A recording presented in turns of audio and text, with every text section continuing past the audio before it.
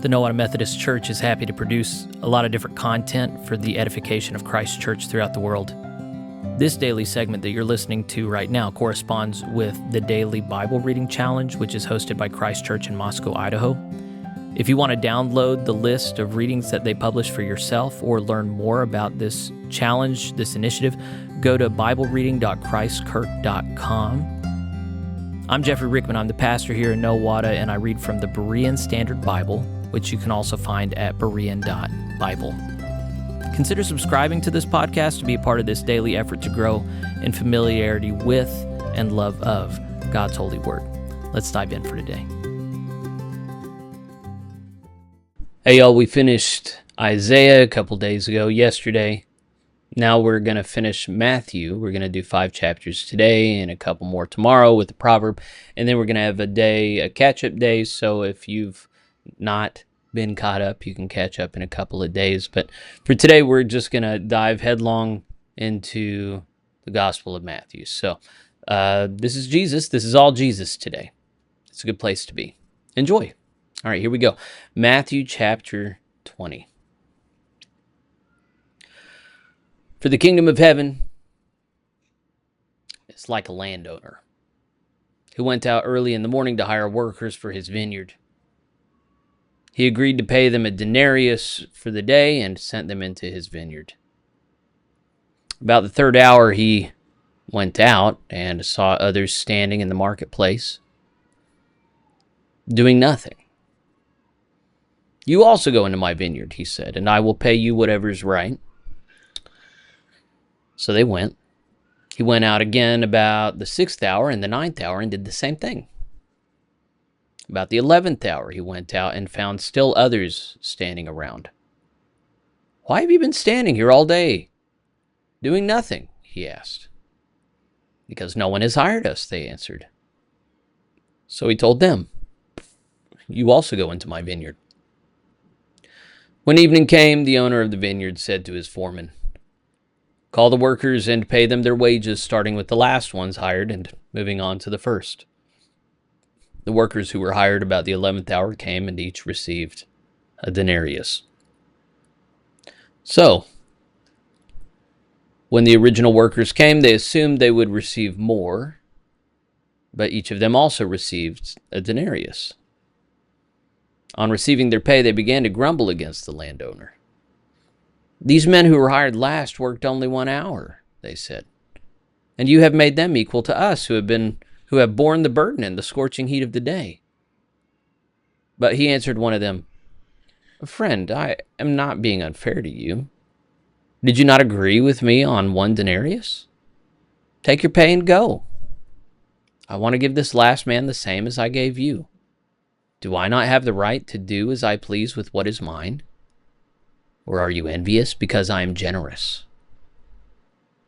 So the last will be first, and the first will be last." As Jesus was going up to Jerusalem, he took the 12 disciples aside and said, "Look, we are going up to Jerusalem, and the Son of Man will be delivered over to the chief priests and scribes. They will condemn him to death, and will deliver him over to the Gentiles to be mocked and flogged and crucified. And on the 3rd day he will be raised to life." Then the mother of Zebedee's sons came to Jesus with her sons and knelt down to make a request of him. "What do you want?" he inquired. She answered, "Declare that in your kingdom one of these 2 sons of mine may sit at your right hand and the other at your left." "You do not know what you are asking," Jesus replied. "Can you drink the cup I'm going to drink?" "We can," the brothers answered. "You will indeed drink my cup," Jesus said. "But to sit at my right or my left is not mine to grant. These seats belong to those for whom my Father has prepared them." When the 10 heard about this, they were indignant with the 2 brothers. But Jesus called them aside and said, "You know that the rulers of the Gentiles lord it over them, and their superiors exercise authority over them. It shall not be this way among you. Instead, whoever wants to become great among you must be your servant, and whoever wants to be the first among you must be your slave. just as the Son of Man did not come to be served, but to serve, and to give his life as a ransom for many." As they were leaving Jericho, a large crowd followed him, and there were two blind men sitting beside the road. When they heard that Jesus was passing by, they cried out, "Lord, Son of David, have mercy on us." The crowd admonished them to be silent, but they cried out all the louder, "Lord, Son of David, have mercy on us." Jesus stopped and called them. "What do you want me to do for you?" he asked. "Lord," they answered, "let our eyes be opened." Moved with compassion, Jesus touched their eyes, and at once they received their sight and followed him. Matthew chapter 21. As they approached Jerusalem and came to Bethphage on the Mount of Olives, Jesus sent out 2 disciples, saying to them, "Go into the village ahead of you, and at once you will find a donkey tied there with her colt beside her. Untie them and bring them to me. If anyone questions you, tell him that the Lord needs them, and he will send them right away." This took place to fulfill what was spoken through the prophet. "Say to the daughter of Zion, see, your king comes to you, gentle and riding on a donkey, on a colt, the foal of a donkey." So the disciples went and did as Jesus had directed them. They brought the donkey and the colt and laid their cloaks on them, and Jesus sat on them. A massive crowd spread their cloaks on the road, while others cut branches from the trees and spread them on the road. The crowds that went ahead of him and those that followed were shouting, "Hosanna to the Son of David! Blessed is he who comes in the name of the Lord! Hosanna in the highest!" When Jesus had entered Jerusalem, the whole city was stirred and asked, "Who is this?"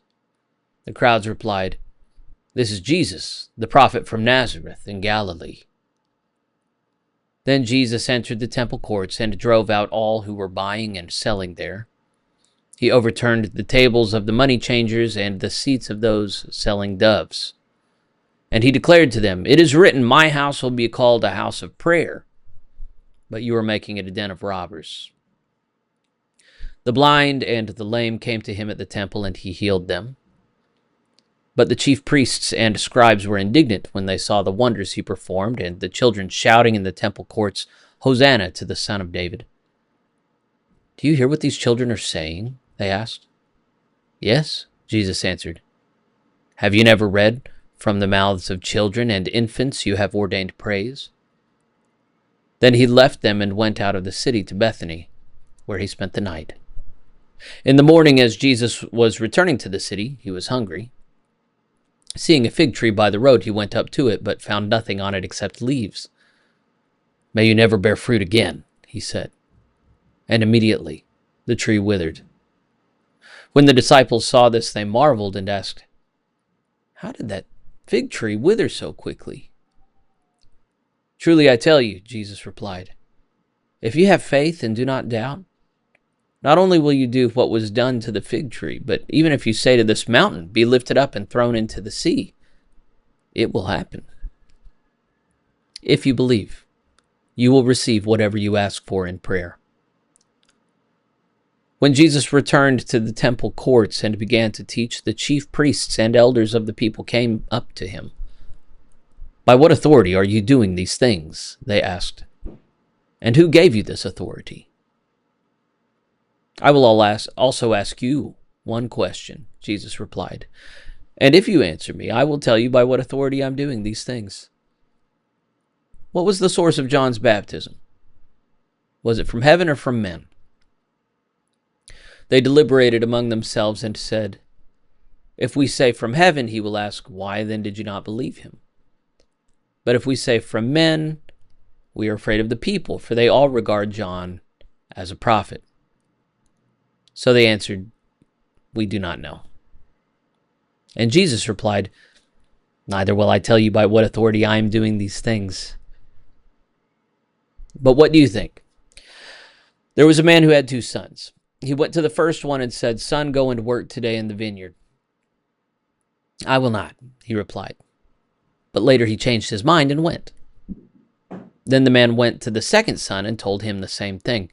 "I will, sir," he said. But he did not go. "Which of the two did the will of his father?" "The first," they answered.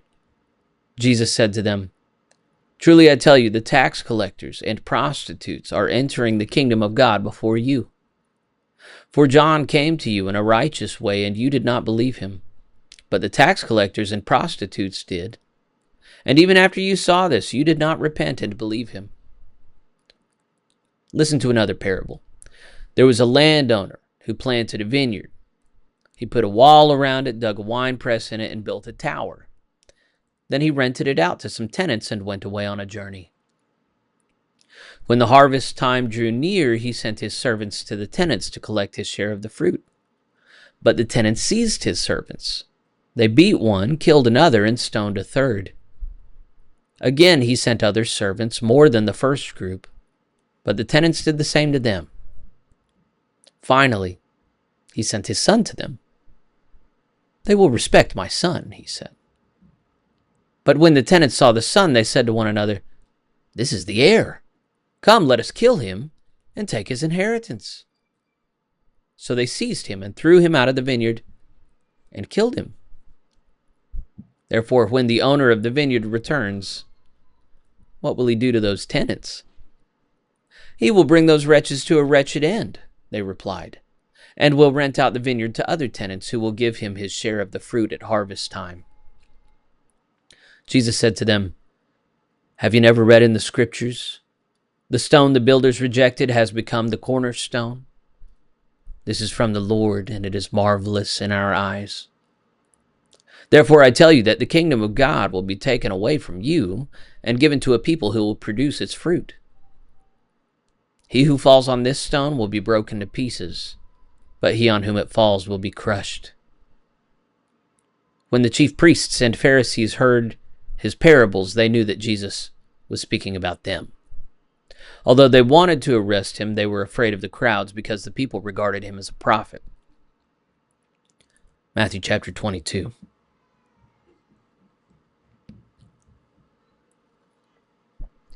Once again, Jesus spoke to them in parables. "The kingdom of heaven is like a king who prepared a wedding banquet for his son. He sent his servants to call those he had invited to the banquet, but they refused to come. Again, he sent other servants and said, 'Tell those who have been invited that I have prepared my dinner. My oxen and fattened cattle have been killed, and everything is ready. Come to the wedding banquet.' But they paid no attention and went away, one to his field, another to his business. The rest seized his servants, mistreated them, and killed them. The king was enraged, and he sent his troops to destroy those murderers and burned their city. Then he said to his servants, 'The wedding banquet is ready, but those I invited were not worthy. Go therefore to the crossroads and invite to the banquet as many as you can find.' So the servants went out into the streets and gathered everyone they could find, both evil and good, and the wedding hall was filled with guests. But when the king came in to see the guests, he spotted a man who was not dressed in wedding clothes. 'Friend,' he asked, 'how did you get in here without wedding clothes?' But the man was speechless. Then the king told the servants, 'Tie him hand and foot and throw him into the outer darkness, where there will be weeping and gnashing of teeth. For many are called, but few were chosen.' Then the Pharisees went out and conspired to trap Jesus in his words. They sent their disciples to him along with the Herodians. 'Teacher,' they said, 'we know that you are honest and that you teach the way of God in accordance with the truth. You seek favor from no one, because you pay no attention to external appearance. So tell us what you think. Is it lawful to pay taxes to Caesar or not?' But Jesus knew their evil intent and said, 'You hypocrites, why are you testing me? Show me the coin used for the tax.' And they brought him a denarius. 'Whose image is this?' he asked, 'and whose inscription?' 'Caesar's,' they answered. So Jesus told them, 'Give to Caesar what is Caesar's, and to God what is God's." And when they heard this, they were amazed. So they left him and went away. That same day, the Sadducees, who say there is no resurrection, came to Jesus and questioned him. "Teacher," they said, "Moses declared that if a man dies without having children, his brother is to marry the widow and raise up offspring for him. Now, there were 7 brothers among us. The first one married and died without having children, so he left his wife to his brother. The same thing happened to the second and third brothers, down to the 7th. And last of all, the woman died. In the resurrection, then, whose wife will she be of the 7? For all of them were married to her." Jesus answered, "You are mistaken because you do not know the power of the Scriptures or the power of God. You do not know the Scriptures or the power of God. In the resurrection, people will neither marry nor be given in marriage. Instead, they will be like the angels in heaven. But concerning the resurrection of the dead, have you not read what God said to you? 'I am the God of Abraham, the God of Isaac, and the God of Jacob.' He is not the God of the dead, but of the living." When the crowds heard this, they were astonished at his teaching. And when the Pharisees heard that Jesus had silenced the Sadducees, they themselves gathered together. One of them, an expert in the law, tested him with a question. "Teacher, which commandment is the greatest in the law?"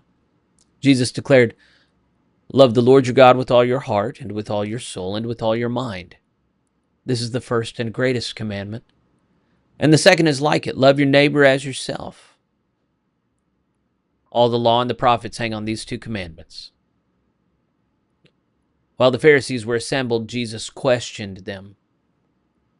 "What do you think about the Christ? Whose son is he?" "David's," they answered.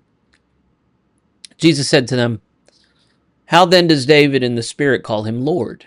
For he says, 'The Lord said to my Lord, sit at my right hand until I put your enemies under your feet.' So if David calls him Lord, how can he be David's son?" No one was able to answer a word, and from that day on, no one dared to question him any further. Matthew chapter 23. Then Jesus spoke to the crowds and to his disciples. "The scribes and Pharisees sit in Moses' seat. So practice and observe everything they tell you. But do not do what they do, for they do not practice what they preach. They tie up heavy, burdensome loads and lay them on men's shoulders, but they themselves are not willing to lift a finger to move them. All their deeds are done for men to see. They broaden their phylacteries and lengthen their tassels. They love the places of honor at banquets, the chief seats in the synagogues, the greetings in the marketplaces, and the title of rabbi by which they are addressed. But you are not to be called rabbi, for you have one teacher, and you are all brothers. And do not call anyone on earth your father, for you have one Father who is in heaven. Nor are you to be called instructors, for you have one instructor, the Christ. The greatest among you shall be your servant. For whoever exalts himself will be humbled, and whoever humbles himself will be exalted. Woe to you, scribes and Pharisees, you hypocrites! You shut the kingdom of heaven in men's faces. You yourselves do not enter, nor will you let in those who wish to enter. Woe to you, scribes and Pharisees, you hypocrites! You traverse land and sea to win a single convert, and when he becomes one, you make him twice as much a son of hell as you are. Woe to you, blind guides! If you say, if anyone swears by the temple, it means nothing, but if anyone swears by the gold of the temple, he is bound by his oath. You blind fools! Which is greater, the gold or the temple that makes it sacred? And you say, if anyone swears by the altar, it means nothing, but if anyone swears by the gift on it, he is bound by his oath. You blind men! Which is greater, the gift or the altar that makes it sacred? So then he who swears by the altar swears by it and by everything on it. And he who swears by the temple swears by it and the one who dwells in it. And he who swears by heaven swears by God's throne and by the one who sits on it. Woe to you, scribes and Pharisees, you hypocrites! You pay tithes of mint, dill, and cumin, but you have disregarded the weightier matters of the law: justice, mercy, and faithfulness. You should have practiced the latter without neglecting the former. You blind guides, you strain out a gnat, but swallow a camel. Woe to you, scribes and Pharisees, you hypocrites! You clean the outside of the cup and dish, but inside they are full of greed and self-indulgence. Blind Pharisee, first clean the inside of the cup and dish, so that the outside may become clean as well. Woe to you, scribes and Pharisees, you hypocrites! You are like whitewashed tombs, which look beautiful on the outside, but on the inside are full of dead men's bones and every kind of impurity. In the same way, on the outside you appear to be righteous, but on the inside you are full of hypocrisy and wickedness. Woe to you, scribes and Pharisees, you hypocrites! You build tombs for the prophets and decorate the monuments of the righteous, and you say, if we had lived in the days of our fathers, we would not have been partners with them in the shedding of the blood of the prophets. So you testify against yourselves that you are the sons of those who murdered the prophets. Fill up, then, the measure of the sin of your fathers. You snakes, you brood of vipers, how will you escape the sentence of hell? Because of this, I am sending you prophets and wise men and teachers. Some of them you will kill and crucify, and others you will flog in your synagogues and persecute in town after town. And so upon you will come all the righteous blood shed on earth, from the blood of righteous Abel to the blood of Zechariah, son of Berechiah, whom you murdered between the temple and the altar. Truly I tell you, all these things will come upon this generation. O Jerusalem, Jerusalem, who kills the prophets and stones those sent to her. How often I have longed to gather your children together, as a hen gathers her chicks under her wings. But you were unwilling. Look, your house is left to you desolate. For I tell you that you will not see me again until you see, blessed is he who comes in the name of the Lord. Matthew chapter 24. As Jesus left the temple and was walking away, his disciples came up to him to point out its buildings. Do you see all these things? He replied. Truly I tell you, not one stone here will be left on another. Every one will be thrown down. While Jesus was sitting on the Mount of Olives, the disciples came to him privately. Tell us, they said, when will these things happen? And what will be the sign of your coming and of the end of the age? Jesus answered, see to it that no one deceives you. For many will come in my name, claiming I am the Christ, and will deceive many. You will hear of wars and rumors of wars, but see to it that you are not alarmed. These things must happen, but the end is still to come. Nation will rise against nation, and kingdom against kingdom. There will be famines and earthquakes in various places. All these are the beginning of birth pangs. Then they will deliver you over to be persecuted and killed, and you will be hated by all nations because of my name. At that time many will fall away and will betray and hate one another. And many false prophets will arise and mislead many. Because of the multiplication of wickedness, the love of most will grow cold. But the one who perseveres to the end will be saved. And this gospel of the kingdom will be preached in all the world as a testimony to all nations. And then the end will come. So when you see standing in the holy place the abomination of desolation described by the prophet Daniel, let the reader understand. Then let those who are in Judea flee to the mountains. Let no one on the housetop come down to retrieve anything from his house. and let no one in the field return for his cloak. How miserable those days will be for pregnant and nursing mothers. Pray that your flight will not occur in the winter or on the Sabbath, for at that time there will be great tribulation, unmatched from the beginning of the world until now, and never to be seen again. If those days had not been cut short, nobody would be saved. But for the sake of the elect, those days will be cut short.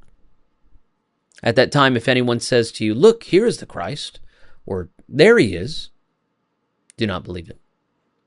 For false Christs and false prophets will appear and perform great signs and wonders that would deceive even the elect, if that were possible. See, I have told you in advance. So if they tell you, "There he is in the wilderness," do not go out. Or, "Here he is in the inner rooms," do not believe it.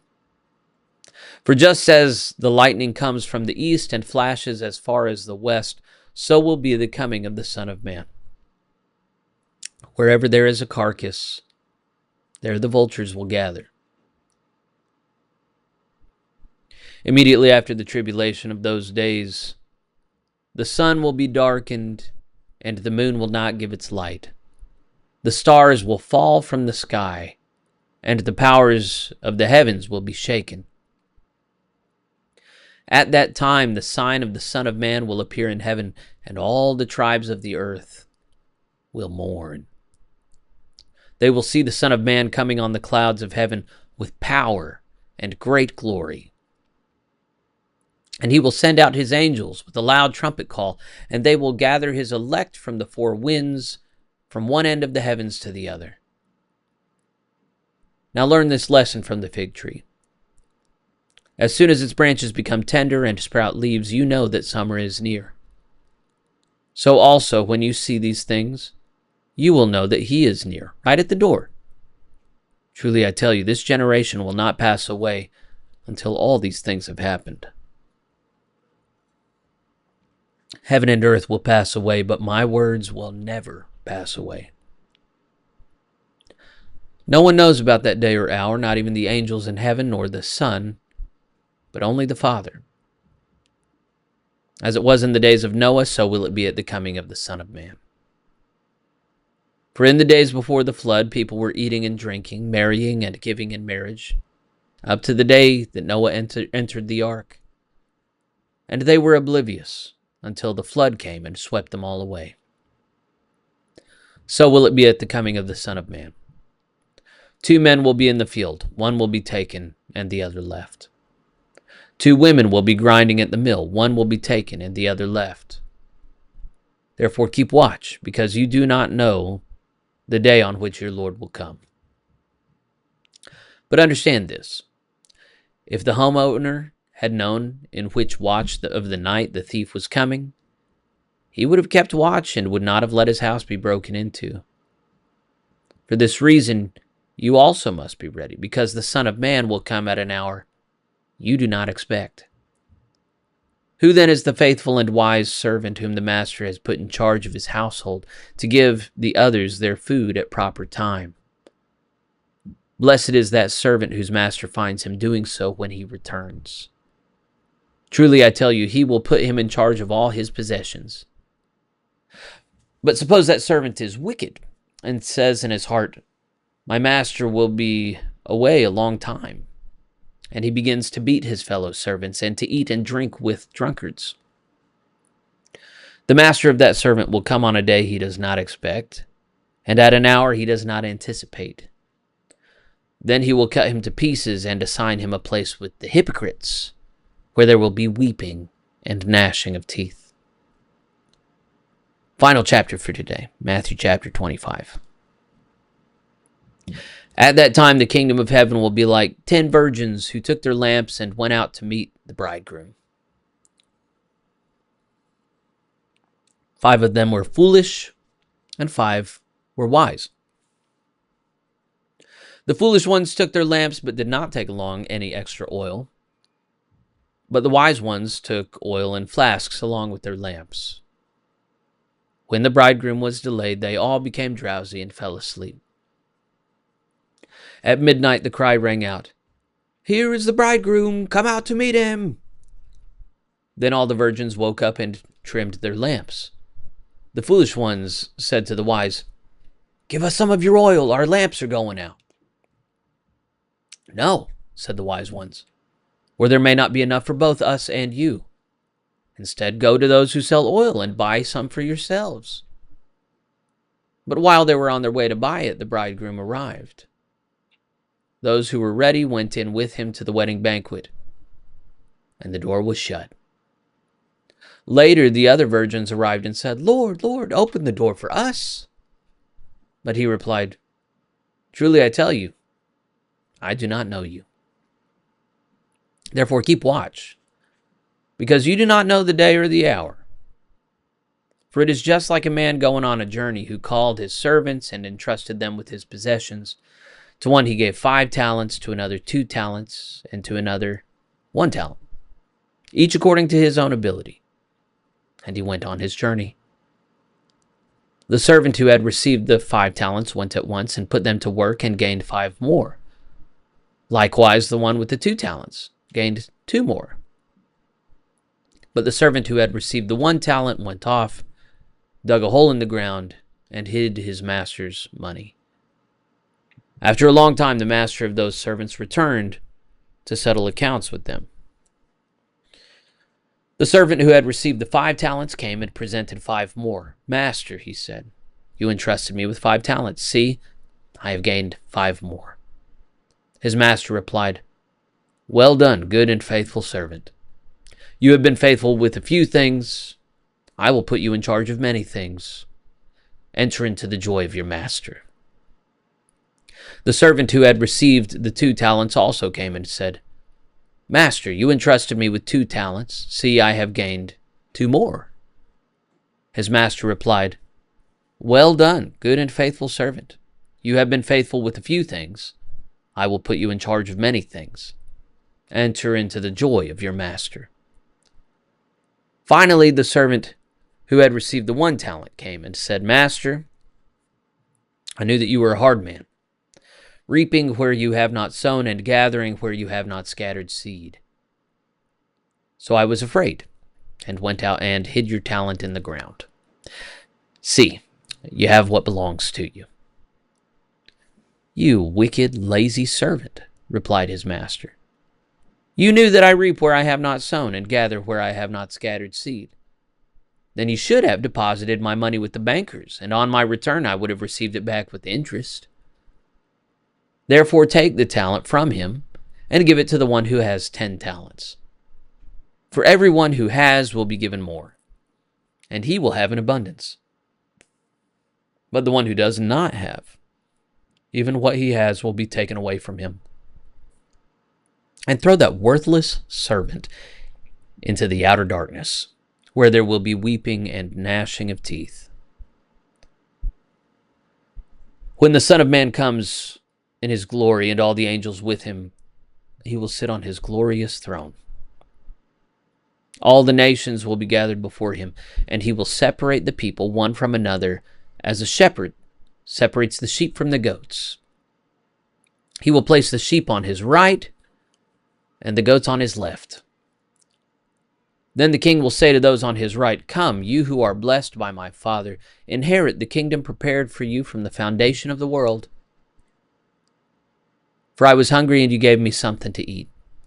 I was thirsty, and you gave me something to drink. I was a stranger, and you took me in. I was naked, and you clothed me. I was sick, and you looked after me. I was in prison, and you visited me." Then the righteous will answer him, "Lord, when did we see you hungry and feed you, or thirsty and give you something to drink? When did we see you a stranger and take you in, or naked and clothe you? When did we see you sick or in prison and visit you?" And the king will reply, "Truly I tell you, whatever you did for one of the least of these brothers of mine, you did for me." Then he will say to those on his left, "Depart from me, you who are cursed, into the eternal fire prepared for the devil and his angels. For I was hungry, and you gave me nothing to eat. I was thirsty, and you gave me nothing to drink. I was a stranger, and you did not take me in. I was naked, and you did not clothe me. I was sick and in prison, and you did not visit me. And they too will reply, Lord, when did we see you hungry or thirsty or a stranger or naked or sick or in prison, and did not minister to you? Then the king will answer, Truly I tell you, whatever you did not do for one of the least of these, you did not do for me. And they will go away into eternal punishment, but the righteous into eternal life. The word of the Lord. Thanks be to God. All right, a lot of teachings from Jesus. Not very happy. This is near the end of his time. Tomorrow we will cover his arrest and crucifixion and resurrection. So a lot of action tomorrow. Make sure not to miss it. If you know of somebody who needs to know these stories, then make sure to forward this to them in whatever form that you are consuming it. Make sure not to neglect the basic purpose of this, which is to be reformed in the image of Christ. So I hope the mind of Christ dwells in you and that it bears fruit abundantly. I'll see you tomorrow.